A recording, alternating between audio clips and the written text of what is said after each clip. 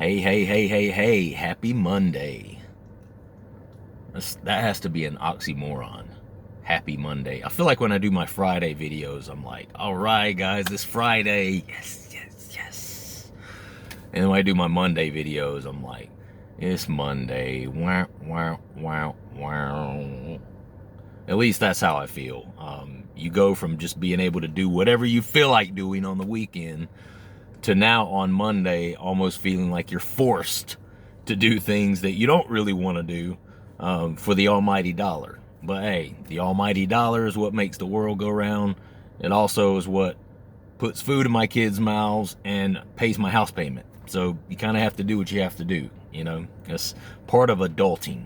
It's the part of adulting that I'm not really that crazy about, if I want to be completely honest about it. But anyway, subscribe to the channel if you like this sort of format. You know, a guy who has past and current use of drugs and you know, substance abuse. And if that's you, if that's something that you've dealt with in your past, then and you enjoy this sort of format, you know, I don't have a bunch of crazy edits, and you don't have a producer sitting over there tweaking my levels and doing all this editing and stuff. I'm just a guy who has stuff in common with you, who's sitting here and talking to you about life and about stories having to do with drugs, substance abuse, all those things.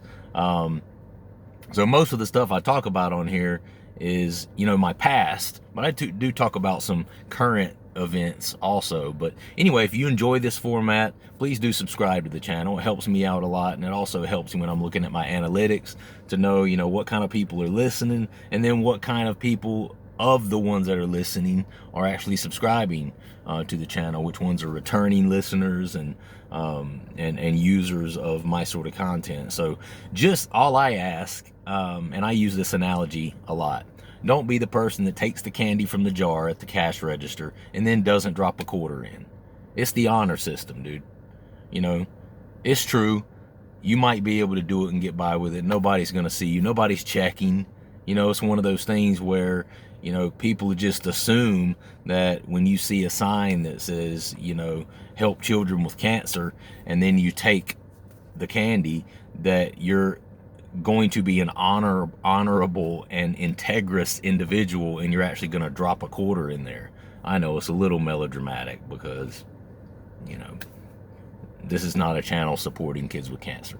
I get it. But just subscribe to the channel if you enjoy this sort of content. You know, a guy just being real, and a guy who has some things in common with, you know, with you, and has gone through similar things to what you have gone through in your life. And if you enjoy that, hit the subscribe button. That's all I ask. So last week I kind of started to divulge some stories about my past drug addiction, and just, I mean, I even take it back to when I was a kid, man. You know, I've taken some of my stories back to 10, 12, 13, 14 years old, because, you know, just like anyone else who has had an issue with drugs and drug use, you don't just wake up one day at 25 years old and like, you know what, I think I'm gonna be a drug addict, and I'm starting right now, today, let's go. You know, immediately get on the phone and start calling people trying to find drugs. You know, doesn't happen that way.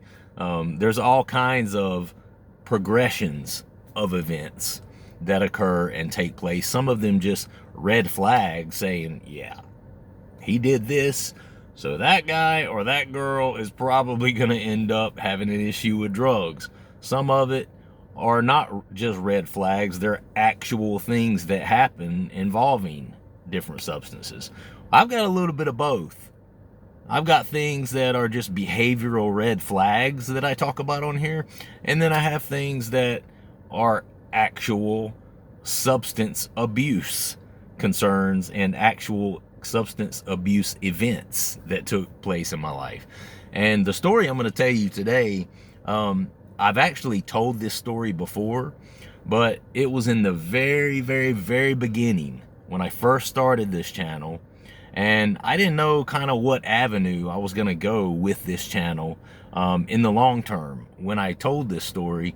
So I wasn't even really specific in the title or anything like that about, you know, that I was going to tell a story like this. So it's one of those things where it probably went under the radar. Maybe a few people have heard this story, but more than likely this will be your first time hearing it. So I'm going to tell this story again because it is a life-defining one for me. The fact that this happened to me at the age in which it happened is definitely a huge red flag that, oh wow, this guy really likes drugs. And he's probably going to continue to like drugs as he gets older and grows into a bigger adult individual. And so I find this story very interesting. So if you hear me laughing or, you know, kind of cracking jokes about telling these stories, if you're a person who's just happening up on my channel, these are things that I have done in my past. I don't do these things anymore. So for anybody that gets the bright idea to, you know, jump on my comments and just be like, well, you're a sorry motherfucker that you did this and that you did that and that you stolen medications from people and stuff, like stolen, you know, as in past tense. That's the key there, you know, and I've made amends for all the jacked up things that I've done during my active drug addiction in life. That's not me anymore. I'm past that now. I'm a completely different person now. So, you know, before you get the bright idea to jump on here and, you know, make a hateful comment, like I've had a couple of people do, you know, hey, you know, I'm just happy and blessed that I've gotten through all that and that I've come out on the other side. All right. I have gratitude to God about that, because I could easily be 6 feet under, you know, the different things that I've been involved in and done in my life in regards to substance abuse and other risky behavior, not just substance abuse, but just other in general risky behavior. But anyway, this particular story takes place when I was around 15 years old. I think I was 15 years old. And the reason I know that is because I had my driving permit, but at this time I did not yet have my actual driver's license. So I've shared before that both of my parents have a prescription for Klonopin, okay, which is like a benzo, but it's like a muscle relaxer, right? Is Klonopin a benzo? Don't listen to me. I could be completely wrong about that. I know it's a muscle relaxant, a pretty major one. But Klonopin is one of those things where, much like alcohol, you take too much of it, it will put you over the edge where you will just kind of almost like lose time for a little while. Or you will pass out and you will go to sleep, or you'll have periods of time where you're like, oh, I don't remember shit from this period of time, you know, because if you take enough of it or you take too much of it, it'll take you there. And so my parents have had prescriptions for this since I was a young kid, you know, for years and years and years and years, and they take it for restless leg syndrome at night. So when I was about a 15-year-old kid, my family had plans to go to a neighboring city one evening. We were going to go to the mall there, you know, do a little shopping, probably out to eat. You know, I don't remember exactly what all we were doing. You know, this is 32 years ago. Plus, I was high on Klonopin when the story took place. So I'm remembering what I can here. I'm remembering what I can. So, like I said, I had my permit. When you have your permit, a lot of times your, you know, family and your parents like you to drive when you go places so that I can get that experience, right? And usually I was pretty good about doing that. I was a good driver. Well, this particular evening, I remember it was a Friday night because it was the start of our weekend. We had plans to go to Rocky Mount, which is about 30 minutes away from where we lived. Well, I had the bright idea of stealing a couple of my parents' Klonopin and swallowing them before we went to Rocky Mount, right? Well, This story progressively just gets worse and worse and worse and worse. Okay, so that's the first step, and that's the first element of stupidity in this story. Now let me tell you the 100 elements to come that are stupid. So I take about probably at least 2, maybe even 3 Klonopin. And these are 1 milligram Klonopin. And to give you a little bit of perspective here, a full-grown adult, someone who is somewhat used to and accustomed to the effects of Klonopin, a lot of times, even my parents will break these 1 milligram Klonopin in half to help with like restless legs at night or whatever, and it works just fine, right? Klonopin is one of these things. A lot of people don't even take a whole 1 milligram Klonopin because it will make you somewhat high, you know, and it almost has, even though it's not a narcotic from what I understand, it has almost a narcotic sort of effect where it makes you feel like, you know, loopy. Well, I had discovered this, you know, by taking and or stealing my parents' Klonopin once or twice. My brother and I, you know, somehow discovered this at some point when we were younger. So I knew that this was the case with Klonopin. So instead of taking it responsibly or taking like a half or something, you know, I was purposely trying to get fucked up, right? So I take like 2, maybe even 3 full Klonopin. Full Klonopin. So I'm probably under the influence of maybe 3 milligrams maybe of Klonopin. Most people take like 0.5 to 1 milligram, and then you're not supposed to drive. You're supposed to, you know, take it and just kind of sit at home, chill where you're at. Most people, they do it before laying down because it helps with like restless leg and, you know, muscle spasms and things like this. You know, most medications like that, you're not supposed to drive at all after taking them, much less taking 3 times the recommended amount and then driving and being 15 years old to where you're not fully developed and formed. You're not, you know, a full-grown adult. And, you know, I probably had only taken these maybe a handful of times in my life. So it's not like I was really, really accustomed to the effects either. So I take these Klonopin, and my parents and myself leave out to go to Rocky Mount, to the mall. So I get maybe a mile to a mile and a half down the road. And I remember because I'm driving my parents' minivan, right? We had, one of our vehicles was a minivan. And then my dad had a separate car at that time, which I don't even remember which car it was. But so I'm driving this minivan, right? And we get about a mile down the road, and I literally, within that first mile stretch, ran off the road, like, and had to like yank the car back on the road at least 3 different times. Okay? At least 3 different times. You know, and it's one of those things, the first time it happened, you know, my parents were like, whoa, whoa, watch out, you know, be careful. But then almost immediately after that, I'm kind of, you know, going over towards the edge of the road, you know, and then there was a couple of times where I didn't completely run off of it, but I was kind of hugging the white line on the side, and, you know, my parents were like, whoa, you know, what's going on, you know, keep it on the road.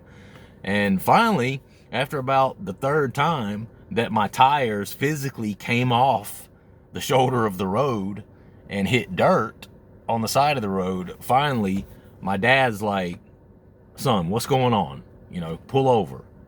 Pull over. All right, so at some point, and again, you know, some of these details are a little bit sketchy for me because, like I said, I was way hyped up on Klonopin. But at some point, my dad has me pull over and makes me get out of the driver's side, and they put me in the back, and I'm sitting in the back. Well, at some point, you know, for whatever reason, they decide to go ahead and go to Rocky Mount like we had originally intended.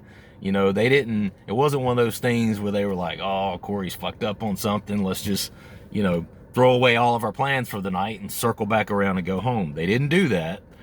We ended up going to Rocky Mount anyway. Well, at some point during that ride to Rocky Mount, my parents somehow discover whether it was that I just finally broke down and told them, or maybe they asked me and I admitted to it, one or the other, that I had taken some of their Klonopin and that I was high on their Klonopin. And I think I may have told them because I wasn't, I didn't want them to think, I can't drive sort of thing. And I wanted them to know that there was an explanation, I guess, as to why I kept running off the road like that. So they learned that I actually did take some of their Klonopin. So we go to Rocky Mount, and we're there at the mall. And although the details are sketchy, my dumbass goes into Belk, and I remember Belk being one of them, and possibly another store as well. I don't remember for sure, but there was at least once or twice as a younger kid that I had stolen things, specifically clothes. I like to dress nice, which this is such an ironic story because I actually, as a senior in high school, actually got the superlative for best dressed. I was a person that always dressed really nice, and it wasn't from stealing clothes. It was because my mother is a very fashion conscious individual, and she used to buy me nice clothes when I was growing up. So my point in saying that is I didn't have to steal anything. I wasn't stealing something because I didn't have clothes to wear. I wasn't stealing something because I wasn't a fortunate person that could afford nice clothes. I was stealing it because I was fucked up on Klonopin, for one, and secondly because it, as a drug addict in training, it was something that brought me some excitement. Brought me an adrenaline rush, brought me kind of a thrill. I was a thrill seeker. As a lot of substance abuse, a lot of people who have substance abuse issues are thrill seekers. Well, I was that guy. Anything to get a quick thrill, or some sort of immediate gratification, right? You know what I mean. If you're listening to this channel, you probably know what I mean. So somehow, miraculously, I have no idea how I made it out of this store without getting caught. Because, all right, let me explain what I was doing. Okay, so I was taking these clothes, still with tags on them, right? I was taking these clothes, going into the dressing room, okay? Taking off the clothes that I had worn that night, putting like shorts. I had a pair of shorts and a pair of pants on up under the baggy jeans that I had worn. This was back in the day, this is, man, probably 1991, 1992. So this is the baggy clothes, like crisscross era. Crisscross will make you, this is that sort of era. So this ain't no 2023 skinny jeans era. This is, the baggier the better. Everyone wore really, really baggy clothes back then. I was no exception. And so I had on really baggy clothes, which I think is one of the reasons I was able to hide this. But I go in there, and I'm not talking about I stole just one article of clothing. I was so fucked up on Klonopin and so out of my conscience that I took multiple items of clothes and were putting them on up under the clothes that I wore. And then I was putting the clothes that I wore back over the top of them. And then somehow, I managed to make it out of this store without security or, police or anybody seeing that I had to have looked off There's no way I couldn't. It just must have been like a very lackadaisical employee sort of security night for the store, because somehow I make it out of this store without getting caught, right? So we're at the mall, you know, for maybe a couple of hours, something like that. And like I said, I'm walking around. I've gone and like walked around and gotten away from my parents or whatever, which, as I'm telling this story, I'm thinking of things that, well, that doesn't make sense. It must have happened this way. The reason I'm doing that is because, for one, this was 32 years ago. Secondly, I was fucked up on Klonopin. So I don't remember everything from that night. So now that I'm thinking of it, I think that maybe my parents didn't know yet that I had taken some of their Klonopin. Ultimately, they find this out, okay? And I'll get there. But apparently they didn't learn this until later on. I don't think they knew while we were at the mall, because if they would have known that I was jacked up on Klonopin like that while we were at the mall, I don't think they would have let me just go wander around from place to place, because I remember specifically being away from my parents. Like, my parents were somewhere doing something and I was walking around the mall by myself, right? And so we go into this store, I steal multiple articles of clothing, and somehow I am able to make it out of this store without getting caught by security, okay? We get out to the car, and I remember a portion about this interaction. At some point, while we're still in the parking lot of the mall, my parents actually discover that I've stolen some clothes. Not sure how. I guess, you know, if your mom and dad, you know your kid, you know what your kid looks like, you know what they wore that night, you know, they had paid attention to me, right? And somehow they discovered that he didn't look right. It's almost a little baggy. Like, Corey, what do you have on up under your clothes? Okay, so my parents discover that I have stolen multiple items of clothes, okay? And we get in the car, and we hadn't driven off yet, and I remember little bits and pieces of this conversation that my parents were having with one another about what to do, okay? Because I come from a good family. You know, no one in my family has taught me to steal. No one has encouraged me to steal. No one else in my family is a thief. Never seen one of my parents steal anything. You know, this is just something I was doing as a young kid who was fucked up on Klonopin. And I remember sitting there listening to my parents have this conversation about what should they do. They're sitting there talking to each other about this, right? Because one side of this coin is, well, if we take him back in there and we say, hey, you know, we're sorry about this. It looks like my son took these clothes. You know, I mean, I guess they could have said, you know, he took some of our medications. He's kind of out of his mind right now. You know, their whole thing was, do they take the clothes back? Do they be honest? Take the clothes back, still with the tags on them, and say, hey, sorry our son did this. Please don't press charges.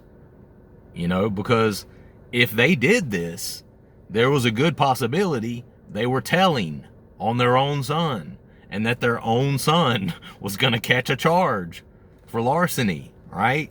So put my parents in a really, really, really bad position. And I remember them sitting there having this conversation. Do we take the stuff back in and just hope that, like, in good faith, because we brought it back, that they'll, you know, the owner or the manager, whoever, will agree not to press charges? Or do we chance it, you know, try to take them back, and then take the chance of our son catching a larceny charge? You know what I mean? So this is just one example of the horrible situations that I've put my parents in throughout the years as a result of my drug use, right? And my risky behavior.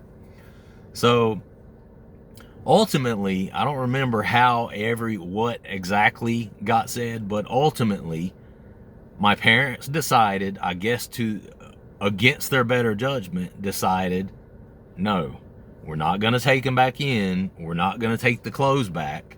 And this is, this is something that I can imagine, like, for my parents was just horrible, because like I said, my parents are not thieves,